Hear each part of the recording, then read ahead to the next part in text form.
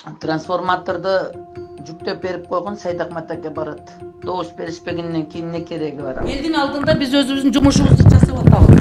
Ушул эле келип туруп, мынаны зданияны жардырып туруп, бензин чачып, таш баран кылып туруп, мына ачык эле айтайын эми семьяга. Мен азыр ички ишер министрине дагы айттым. Надира Нарматова бизди колдоп чыгып атат, терең ыраазычылык билдиребиз ал эжебизге. Коммерциялык эмес уюмдар жөнүндө мыйзамын кайра түртмөлөгөн Надира Нарматова өзү ким? Депутат 8 жылдан бери ишке ашырууга аракет кылган мыйзам долбоору Орусиянын чет элдик агент мыйзамына коёндой окшош. Нарматова эмне үчүн тоталитардык өлкөнүн мыйзамын Кыргызстанга алып келгиси келет? Бүгүн сөз эркиндигин басмырлап, бейөкмөт уюмдарды тизгинге алгысы келген депутат айым тууралуу сөз болот. Саламатсызбы? Када, арка. Уда сенен бару. Белгилүү иликтөөчү журналист Ыдырыс Исаковго экс-чиновник кол көтөрүп, интернет айдыңы дуу түштү. Көпчүлүк албетте эркин журналистке кол салууну сындады. Журналист, активист жана укук коргоочулардын укугун чектеген мыйзам долбоорлорунун ордуна аларды коргогон мыйзамдар жазылышы керек экенин белгилешти.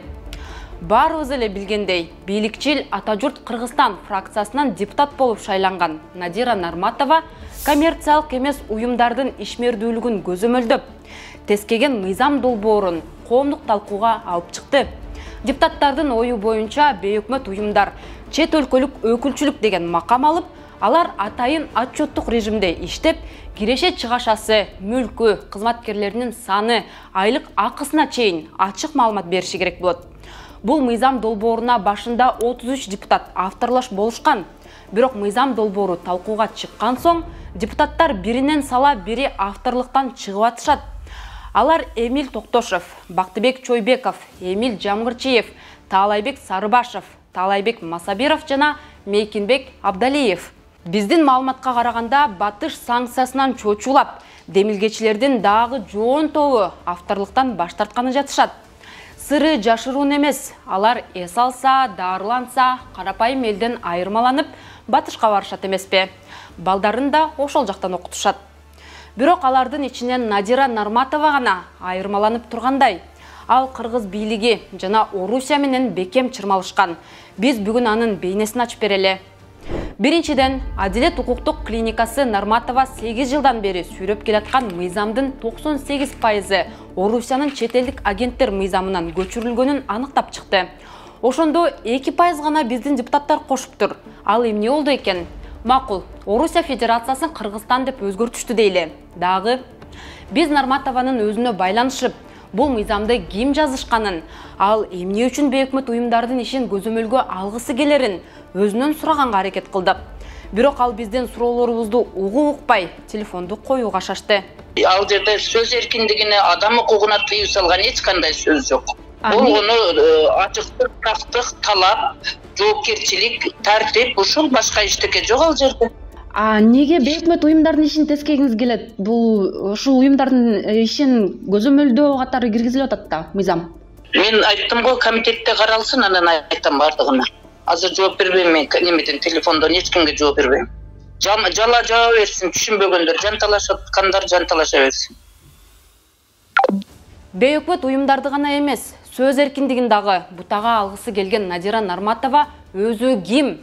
Депутат 65 жашта, түп кесиби мугалим. 2010 жылы Жогорку кеңештин 5-чакырылышына депутат болгон.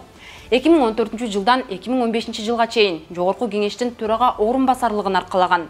2021 жылга чейин Мээринбек кайрымдуулук фондун жетектеген. 2021 жылы Ата журт Кыргызстан партиясынан депутат болуп шайланган. Баса ал 2020 жылкы шайлоого Матраимовдордун Мекеним Кыргызстан партиясынан катышкан. Анда Нарматованын кызык бир аудиосу тараган эле. Айнагүл, немени трансформаторды жүктөп берип койгон Сайдакмат аке барат. Добуш беришпегенден кийин эмне кереги бар? Ал мага башы эни сыйлап атса, мен эмнеге неме кылмак элем? Өздөрүнөн көрсүн. Мен атайын алып барып шуну коюп берейин десем, добуш бербей коюшту го, көрдүң. Ал эмес, мен өзүм берген 100 000 акчам аям добуш бербедиң. Башкасын коюп. Даже ошентип бүтүн Кыргызстанга берип отурса, сен айт адамдарга. Мына бүтүн Кыргызстан партиясына добуш берипсиңер. bir bolga добуш бердиңер, биримдикке добуш бердиңер, бизге бербей койдуңар. Biz nege doğrunasыңар деген. Мен ап келдирдим, мен жасадым, силер жасабай койдуңар. Мен айтканды жасадым, эже жасады, силер жасабай койдуңар. Анан кийин силер сыйлап алсаңар, силерге эмне үчүн 400 миңдик нерсени бериш керек? Ошо 400 добушту берип коюшпайбы? 400 добушту берип коюп, анан кийин biz berdik добушту десе, анан кийин мен айтсам, айтса болот, бетиң жок экен деп, уятың жок экен, неге алдайсың бизди деп. Азыр адамдарыңдын бети жок болуп атпайбы? Агитаторы убада кылган 400 добуш ала албай калганы үчүн мурда берилген трансформаторду кайра бергиле дегенде. Бул боюнча тергөө иши башталган, бирок жыйынтыгы али күнчө белгисиз. Нарматованын Мекеним Кыргызстан партиясы менен кандай байланышы бар? Мекеним Кыргызстан партиясы Матраимовдардыкы экени баарыбызга белгилүү. Надира Нарматова бажы тармагында ири коррупциялык схема түзгөнүн мойнуна алып, мамлекетке 2 миллиард сом төлөп кутулган башкы коррупционер Райымбек Матраимовду жактап, мактап жүрөт. 2 миллиард акча төгөт деген бул оңой нерсе эмес.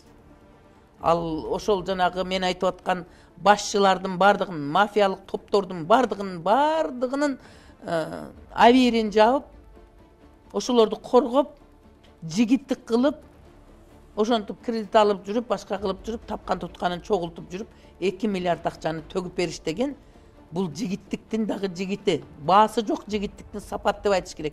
Жөн эле мактап жатат дейсизби? Анын 2 уулу тең бажы кызматында иштейт. Атүгүл бири Ош бажысынын башкы инспектору Азатбек Нурдинов коррупциялык схема түзүүгө шектелип, май айынын башында кармалган. Бирок ал тез эле үй камагына чыкты. Өткөн жылы 13 октябрда Азаттык, Кактус жана Клоп мекемелеринин ишин чектөөнү талап кылып, 50-гө жакын киши митинг уюштурган. Анда бет кап кийип, кара көз айнек тагып, таанылбай калуунун аракетин көргөндөр топтолгон. Акциянын модератору Илимбек Исраилов ошол жерде колун кесип, милициянын маңдайында эле медиалардын имаратына бензин чачып, өрттөп кетерин эскерткен. Ал бул мыйзамды демилгелеп жаткан депутат Надира Нарматовага ыраазычылыгын билдирип, Нарматова аларды колдоп жатканын жар салган. Иноагент мыйзам эгерде кабыл алынбаса, мен 400 миң гол топтоп туруп, мыйзам челемдүү иш алып барып туруп, ушул жерге келип туруп, мынаны зданияны жардырып туруп, Балым Надира Нарматова бизди колдоп чыгып, пирин ыраазычылык билдиребиз ал эжебизге. Нарматова менен эркин медиаларга каршы митингтердин кандай байланышы бар? Ал митингчилерди көшөгө артында колдоп жүргөн жокпу?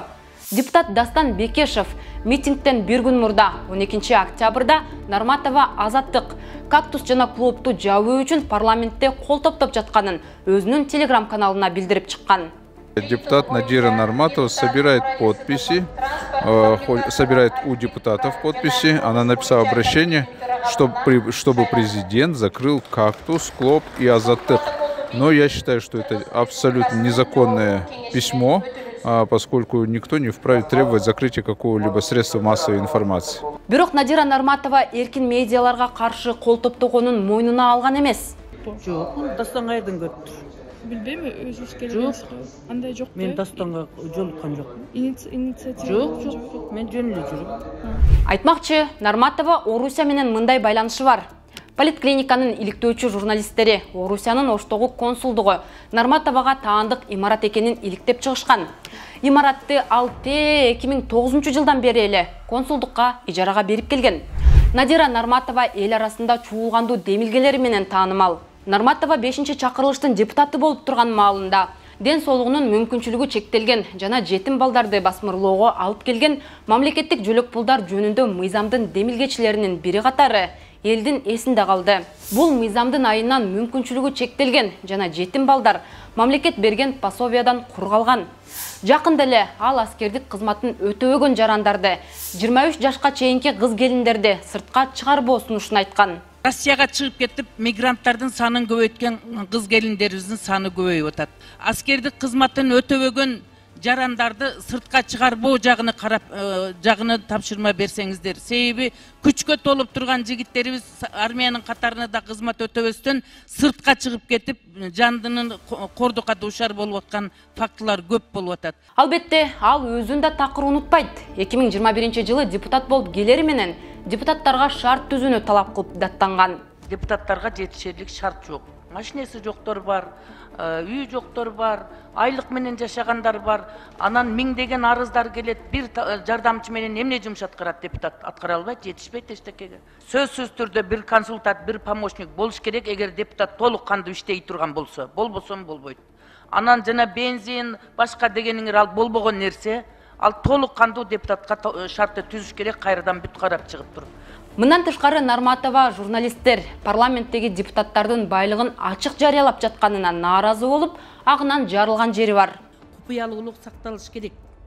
Бирок бизде андай купуялуулук сакталбай эле, мисалы үчүн билип билбей эле көрүнгөн жакка запрос жөнөтүп туруп, мындай бир өзү өмүр бою таза мээнет менен иштеп тапкан каражатын деле жала жаап туруп, азыр блогерлер, журналисттер бул ушундай мүлкү бар экен деп эле элдин баарын маскарасын чыгарып эле жаман ойлоп жазып атышпайбы? Биз Нарматовага байланыштуу ачык булактардан алынган далилдүү маалыматтарды көрсөтүп бердик. Балким иликтөөчү журналисттер, активисттер, депутаттардын коррупцияга малынган досторунун былыктарын чукуп, уурдагандарын аш кылбай атканы үчүн чара көрөлү деп жатышкан жокпу?